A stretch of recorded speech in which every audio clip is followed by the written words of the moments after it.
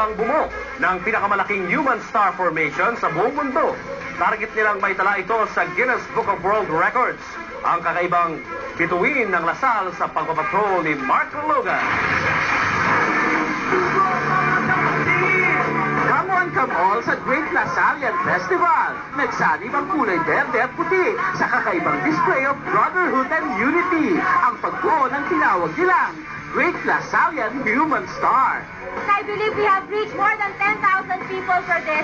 Pinuno ng mga excited na mga estudyante at faculty ang loob ng ipinorma nilang star sa Lasal Oval na may sukat na 2,145 square meters.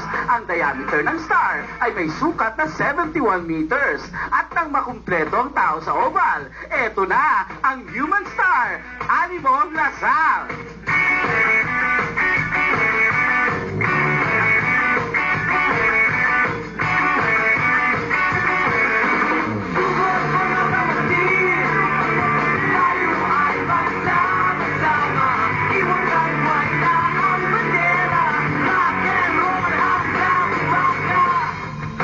Papasok nila ito sa Guinness, bahagi rin ito ng pagbibigay ng scholarships sa mga mahihirap pero gustong mag-aral sa Lasal. This is not just setting a record. We'd like to promote also the One Lasal Scholarship Fund campaign. Kasi we would like to reach at least 20% of the total population of each Lasal school in the Philippines as full scholars.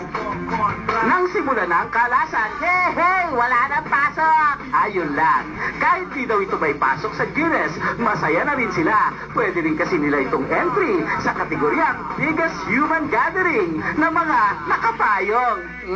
Sayang naman ang paggugluta tayon.